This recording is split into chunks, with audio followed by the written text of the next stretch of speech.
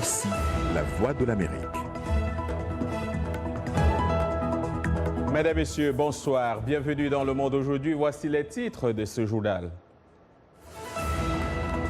La coopération Chine-Afrique à la une à Pékin. Le 7e forum sur la coopération sino-africaine s'est ouvert ce lundi en présence de nombreux dirigeants du continent. Nous irons au Niger pour toucher du doigt les avantages de cette coopération dans le domaine des infrastructures. Au Cameroun, de nombreux élèves ont repris le chemin de l'école ce lundi. Notre équipe sur place est descendue dans un centre spécialisé pour enfants handicapés.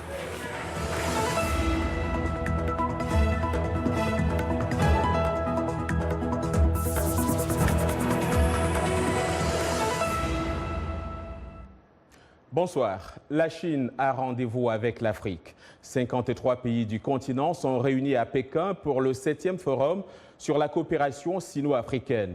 Pour célébrer cette coopération économique entre le géant asiatique et le continent, de nombreux chefs d'État et de gouvernement ont répondu présents. Pour le président chinois, ce sommet est aussi l'occasion de célébrer ces nouvelles routes de la soie. Xi Jinping a d'ailleurs annoncé 60 milliards de dollars supplémentaires sous forme d'aide et de prêts en faveur du développement des pays du continent. Et ce lundi à Pékin, le président sud-africain Cyril Ramaphosa a rejeté l'étiquette de néocolonialisme à propos de l'aide chinoise à l'Afrique, accusée d'augmenter l'endettement du continent. La Chine est parfois aussi accusée de piller les ressources du continent. À l'occasion donc de l'ouverture de ce 7e forum sino-africain et pour toucher du doigt les réalisations de la coopération chinoise en Afrique, rendons-nous au Niger pour voir comment elle est vécue et appréciée par les citoyens de ces pays où la Chine se distingue particulièrement dans le domaine des infrastructures. La coopération chinoise au Niger, c'est avec notre correspondant sur place, Abdul Razak Idrissa. Depuis 1974, date de l'établissement des relations diplomatiques entre les deux pays, presque tous les grands projets d'infrastructure dans la capitale nigérienne ont été réalisés par la Chine. Du stade omnisport de Niamey à l'hôpital général de référence, en passant par les ponts sur le fleuve Niger ou encore les échangeurs et autres routes au grand plaisir des Nigériens. En tout cas, par rapport à la coopération traditionnelle, on se rend compte que celle chinoise est encore un peu plus visible.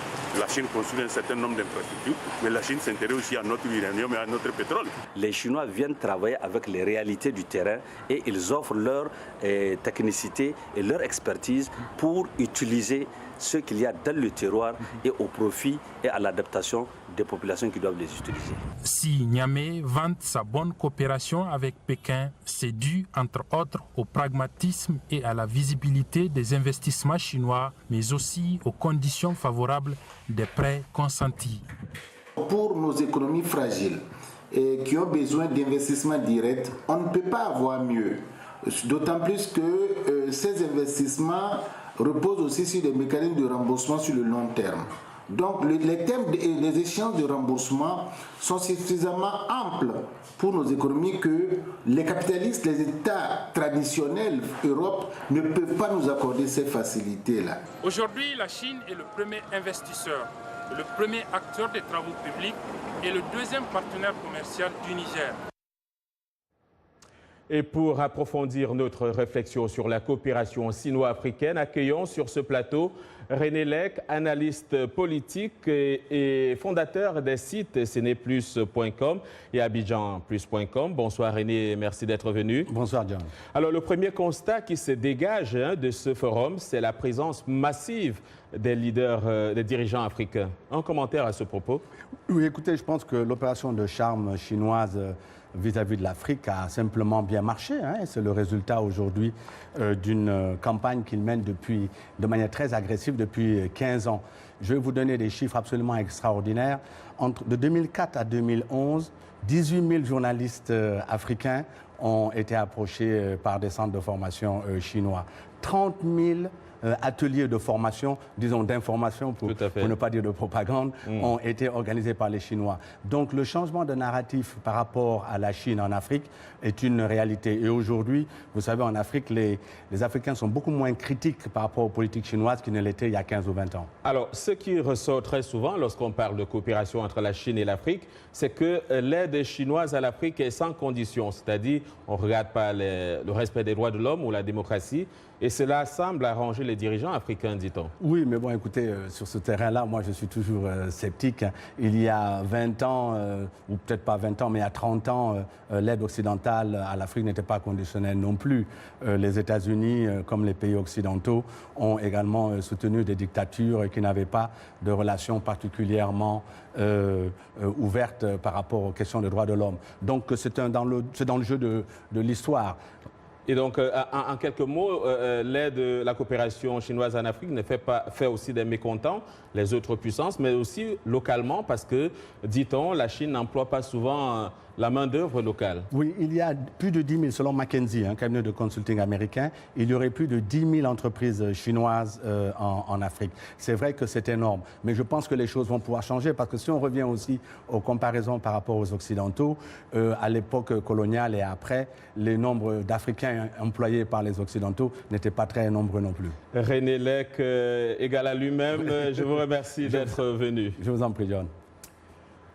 Autre actualité, allons au Mali. Des milliers de partisans du président Ibrahim Boubacar Keïta ont marché hier à Bamako. Ils demandent le respect des institutions de la République et du vote des Maliens. La veille, c'est l'opposition qui avait mobilisé, selon ces chiffres, au moins 300 000 personnes dans la capitale et d'autres villes du Mali. Les opposants marchent contre ce qu'ils appellent la fraude électorale et le bourrage des urnes lors des 2 tours de la présidentielle. Kassim Traoré était sur place. L'opposition malienne vient d'introduire une requête contre les membres de la Cour constitutionnelle. Si on amène une procédure d'investiture d'Ibeka à la Cour suprême ne saurait l'investir quand les magistrats qui ont déclaré, donc l'arrêt sur la base duquel on va le déclarer vainqueur, a été proclamé par des gens qui ont violé la loi. Contre toute attente, les partisans d'Ibeka ont marché dans les rues de Bamako pour soutenir les institutions de la République et encourager le président réélu. Aujourd'hui, nous restons attachés à la Constitution du 25 février 1992 et cette Constitution donne quand même le plein pouvoir à la Cour constitutionnelle en tant qu'institution chargée quand même de livrer le résultat définitif des élections. Donc aujourd'hui, nous demandons au peuple malien, à la classe politique malienne, de vraiment soutenir quand même la constitution malienne qui leur donne même le droit d'exercer en tant que politique. Pour Soumaïla Cissé, le peuple malien est en colère contre la communauté internationale. Il donne les raisons. Remercier tous les Maliens qui sont sortis. Vous évaluez ici à plus de 300 000 personnes à Bamako ici. Je voudrais dire à l'ensemble de la communauté internationale de faire attention à la colère du peuple. Il est en colère parce qu'on a volé son vote. Il est en colère parce que le mensonge devient la vérité dans notre pays.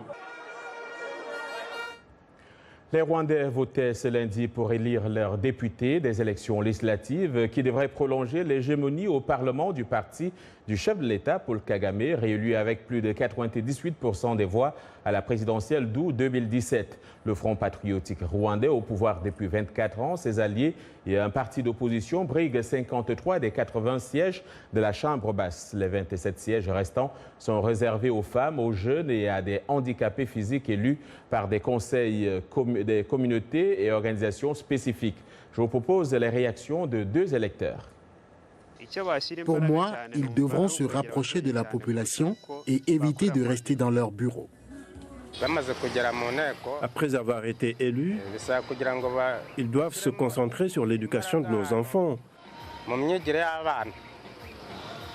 afin qu'ils apprennent dans de bonnes conditions. En RDC, pas moins de 22 militants du mouvement Lutte pour le changement ont été interpellés ce lundi à Kinshasa devant le siège de la commission électorale lors des manifestations contre la machine à voter. À Goma, capitale de la province du Nord Kivu, une manifestation de Lucha a également été dispersée, cette fois violemment par les forces de l'ordre. Plusieurs militants ont été bastonnés et d'autres interpellés, selon un correspondant sur place. Ces incidents interviennent à moins de 4 mois de la présidentielle qui doit élire le successeur du président Joseph Kabila. Au Nigeria, l'attaque jeudi dernier d'une base militaire par le groupe djihadiste Boko Haram a tué au moins 48 soldats. C'est ce que révèlent les sources militaires ce lundi, revoyant à la hausse un précédent bilan qui faisait état de 30 morts.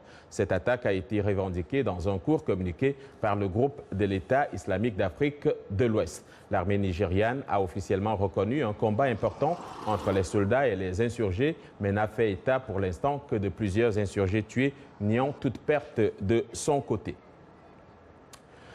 Les élèves ont repris le chemin de l'école aujourd'hui au Cameroun. Ce soir, notre correspondant à Yaoundé se penche sur une facette de cette rentrée, la situation des enfants à besoins spéciaux.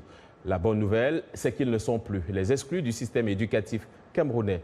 Déficients visuels, malentendants, autistes ou autres, ils ont de plus en plus accès à l'éducation grâce notamment à une école inclusive fondée par un non-voyant. Emmanuel Juntap a suivi la rentrée dans cet établissement. Pour le retour à l'école, Larissa, une déficiente visuelle, n'a rien oublié à la maison. Dans son sac, une tablette et surtout son livre de lecture en braille.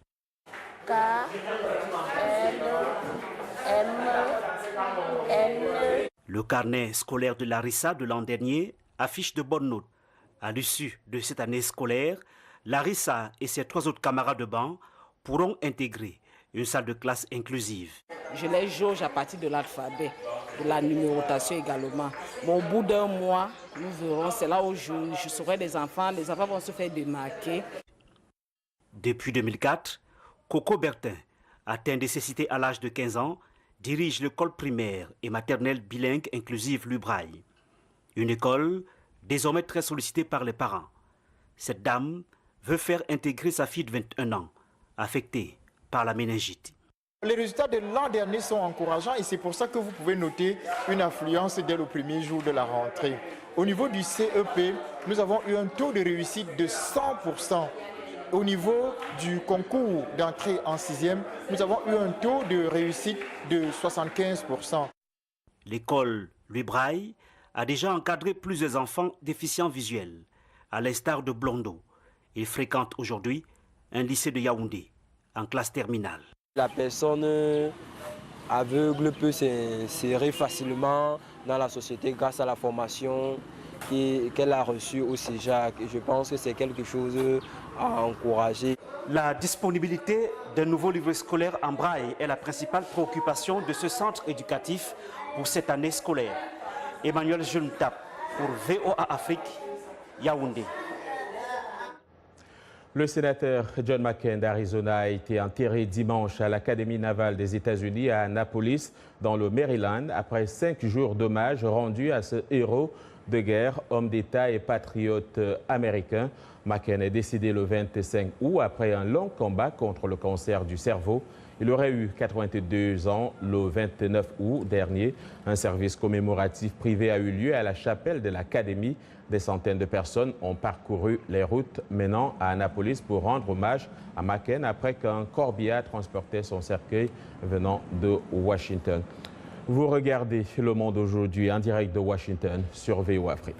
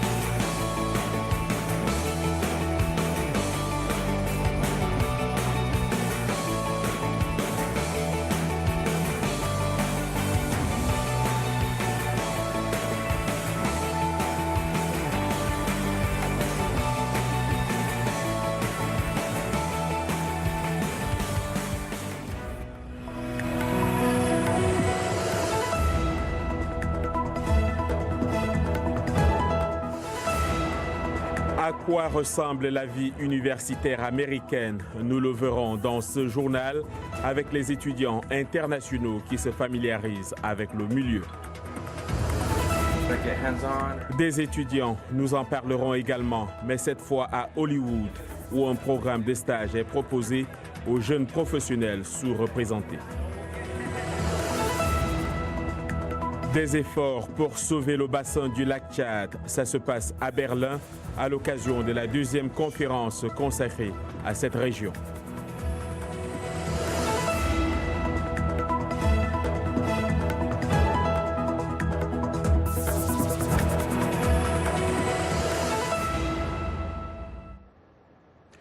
C'est le temps des rentrées scolaires et universitaires. Ici aux États-Unis, les étudiants internationaux se familiarisent avec la vie universitaire américaine lors d'une semaine spéciale d'orientation avant le début des cours. Et Chassa Rice s'est rendu à l'Université Rice à Houston, au Texas, pour parler avec des étudiants internationaux de leur expérience. C'est un récit d'Arzuma Compaoré. C'est la semaine d'orientation des étudiants internationaux à Rice University, où de nombreux étudiants doivent déjà s'adapter à leur premier jour aux États-Unis. Mais même pour ceux qui ont passé du temps dans le pays, il y a beaucoup à apprendre sur le campus. Lors de l'orientation, j'ai trouvé des informations qui me seront très utiles. J'ai vu beaucoup d'autres étudiants qui sont dans le même bateau que moi. Tout le monde est un peu confus, un peu désorienté. Beaucoup souffrent encore du décalage horaire, comme vous pouvez le voir, mais il y a beaucoup de conseils utiles. Je ne suis pas venu pensant tout savoir sur le fait d'être un étudiant international aux États-Unis et je pense que le Bureau des services des étudiants internationaux a montré qu'il y avait beaucoup à apprendre même si vous viviez aux États-Unis. J'ai décidé de venir à Rice et bien je devais prendre en compte différents aspects tels que la météo. Je n'aime pas trop le froid. Il fait très chaud, très humide. Je viens du nord, donc c'est un changement radical. La météo était un sujet commun parmi les étudiants s'adaptant à la chaleur du Texas. Elle était également en tête de liste des choses qui leur manquaient le plus de leur pays d'origine. Bien sûr, la famille et les amis sont très importants et ils me manquent toujours. Mais une chose qui me manque le plus, c'est un peu ce qui ressort le plus quand je rencontre une nouvelle personne, c'est la météo. Je suis trop occupé à découvrir Houston, alors je n'ai pas eu le temps de penser à ce qui me manque. Je pense que la nostalgie habituelle de la nourriture va probablement se manifester à un moment donné, ce qui est probablement la chose la plus normale. Houston. J'avais entendu beaucoup de bonnes choses à propos de Houston. Je ne connaissais pas cette partie du pays, en particulier le Texas, donc c'était un nouveau défi excitant. Je n'ai jamais pensé que je viendrais au Texas, mais je suis là. Bien que certains aient des idées préconçues sur les universités de Houston, du Texas ou des États-Unis, la plupart de ces étudiants ont recommandé d'étudier ici. J'encourage tous ceux qui envisagent de venir aux États-Unis pour des études supérieures de le faire. La composante internationale des programmes est l'un des principaux atouts. Ils veulent vous avoir ici, ils veulent des étudiants internationaux. Et pour les étudiants américains, ce sont de nouvelles rencontres et c'est vraiment cool. La semaine d'orientation n'est pas dédiée aux étudiants seulement. C'est également l'opportunité pour les parents de se familiariser avec les campus et mieux comprendre leur mode de fonctionnement. Bienvenue et bon vent à tous ces étudiants internationaux. Donc, on reste aux États-Unis. L'Organisation de l'industrie cinématographique qui présente les Academy Awards développe également de jeunes talents à travers un programme appelé Academy Gold, un programme de stage et de mentorat pour les étudiants et les jeunes professionnels des communautés actuellement sous-représentées à Hollywood. Certains des participants sont soit des immigrés, soit des enfants d'immigrants qui tentent de se frayer une voie dans une carrière peu orthodoxe. Elisabeth Lee de la VOA a réalisé ce reportage que nous dit ici Gabi Dorsey. Alors que beaucoup viennent à Hollywood à la recherche d'une célébrité devant la caméra, ces stagiaires préfèrent travailler derrière l'objectif. Je suis jeune et je voudrais être cinéaste dans le futur. Iris Lee, une étudiante en cinématographie qui vient terminer ses études universitaires, a grandi en regardant et en aimant les films. Elle est née aux États-Unis, mais ses parents sont originaires de Taïwan. Et les convaincre de ce qu'elle voulait faire n'a pas été facile. Quand ils sont venus ici et m'ont donné naissance, ils ne s'attendaient pas à ce que je fasse carrière dans les arts et le spectacle. Et je ne pense pas que les enfants de la première génération entrent dans le divertissement. Grâce à son programme Academy Gold, l'Académie américaine des arts et sciences du cinéma tente de changer cela en créant davantage d'opportunités pour les enfants d'immigrants et d'autres jeunes talents sous-représentés. Ils sont afro-américains, latino-américains et asiatiques, des femmes. Dans ce secteur, nous avons un défi à assurer la représentation des femmes dans certaines de nos principales catégories. Le Yéménite américain Youssef Assabahi veut changer les perspectives qu'il voit à la télévision et au cinéma. Il y a beaucoup d'émissions de télévision où le Yémen est représenté, mais il est considéré comme la plaque tournante de ces fanatiques et radicaux qui n'ont aucun autre but dans la vie sinon d'attaquer l'Occident. Et c'est faux. En tant que stagiaire d'Academy Gold, Assabahi et d'autres ont une expérience pratique sur les sujets allant de la réalisation de films aux finances. Le programme comprend un stage d'été, des possibilités de réseautage et la chance d'être encadré par un mentor tout au cours de l'année. Voilà, c'est lundi, c'est plein feu sur les stades et c'est avec Yacouba Ouedraogo. Bonsoir Yacouba. Bonsoir Johnny, bonsoir à vous, amis sportifs. Ça y est, on connaît désormais les oppositions des quarts de finale des coupes africaines. La CAF a procédé aujourd'hui même au tirage au sort à son siège au Caire. Beaucoup de chocs en vue en Ligue des Champions. Primero Agosto, TP Mazembe. On aura un derby tunisien entre l'Espérance de Tunis et l'Étoile sportive du Sahel. L'Entente sétive d'Algérie fera face aux champions en titre, le WAC. Et à la Ligue d'Égypte jouera le Oroya AC. En Coupe CAF, on aura un derby nord-africain entre l'USM Alger et Al Masry. De son côté, l'AS Vita Club affrontera les Marocains de la Renaissance Berkane. Le Raja Casablanca, lui, tentera de tenir son rang face au Kara de Brazzaville. Et enfin, l'affiche entre les surprenants Rwandais de Rayon Sport et les Nigérians de Nimba s'annonce indécise. Les matchs allés se joueront le 16 septembre et les matchs retour une semaine plus tard. Et puis, disqualifié pour le tournoi qualificatif de la CAN des moins de 17 ans, le Bénin contre-attaque alors qu'il devait débuter ce tournoi aujourd'hui contre la Côte d'Ivoire dans la zone UFOA-B. Le Bénin a été disqualifié par les contrôles d'IRM effectués par la CAF. Ces contrôles ont révélé 10 cas de fraude sur l'âge parmi les 18 joueurs de l'effectif des écuries cadets. La fédération béninoise a réagi via un communiqué soulignant notamment qu'elle entend faire reprendre par le deuxième cabinet d'analyse agréé par la CAF à Niamey un test d'IRM en vue d'une contre-expertise. En attendant cette contre-expertise, le tout nouveau président de la Fédération béninoise de football Mathurin de Chacus est monté au créneau. Il dit vouloir sévir contre ce qu'il qualifie de honte nationale. Suivant. Je peux vous rassurer que c'est au niveau du comité exécutif que les choses se sont passées. Je vous rassure qu'il y aura la transparence et j'ai déposé déjà une plainte contre INS au niveau du tribunal du Bénin. Et les gens seront sanctionnés. C'est une honte nationale. C'était donc Mathurin de Chacus, président de la Fédération béninoise de football. Des nouvelles plus heureuses, Mohamed Salah est sur la liste des 3 finalistes pour le titre de meilleur joueur FIFA de l'année. La FIFA a publié aujourd'hui même la liste des finalistes. Sans surprise, l'ailier égyptien de Liverpool disputera la couronne avec Cristiano Ronaldo, qui a quitté le Real Madrid pour la Juventus, et le merengue Luka Modric, élu vendredi dernier meilleur joueur UEFA de l'année. Mo Salah est aussi en lice pour le prix Puskas qui récompense le but de l'année. Dans la catégorie du meilleur entraîneur, ça se jouera entre l'entraîneur de la Croatie, Zlatko Dalic, finaliste malheureux du mondial russe, Didier Deschamps, champion du monde 2018 avec la France, et Zinedine Zidane, vainqueur du trophée en 2017 et 3 fois vainqueur de suite de la Ligue des champions avec le Real Madrid. Les lauréats seront désignés le 24 septembre à Londres. Transfert pour terminer, Yaya Touré de retour à l'Olympiakos, libre depuis juin après 8 ans passés à Manchester City. L'international ivoirien a rebondi en terrain connu. Le milieu de terrain de 35 a signé avec son ancien club grec de l'Olympiakos. Le champion d'Afrique 2015 avait porté les couleurs du club du Pirée lors de la saison 2005-2006 avant de signer à l'AS Monaco, au Barça, puis à Manchester City. L'éléphant disputera la Ligue Europa avec le club grec. Voilà donc pour les sports aujourd'hui. On se retrouve demain.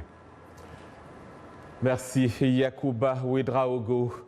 Plus de 10 millions de personnes vivant dans le bassin du lac Tchad en Afrique font face à une crise humanitaire profonde provoquée par la pauvreté extrême, le changement climatique et des violents conflits. La deuxième conférence sur la région mobilise à Berlin efforts humanitaires et de développement. Les précisions avec Irénée Herman Umbo. La crise dans cette région du lac Tchad a entraîné des déplacements internes et transfrontaliers massifs. On parle de près de 2 500 000 personnes.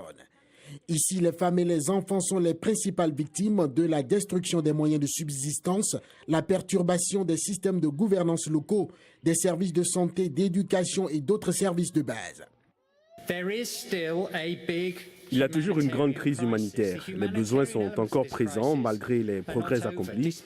Il y a plus de 10 millions de personnes dans les 4 pays qui ont toujours besoin d'une assistance vitale et qui ont du mal à atteindre certaines des zones les plus inaccessibles en raison du comportement de Boko Haram et des insurgés.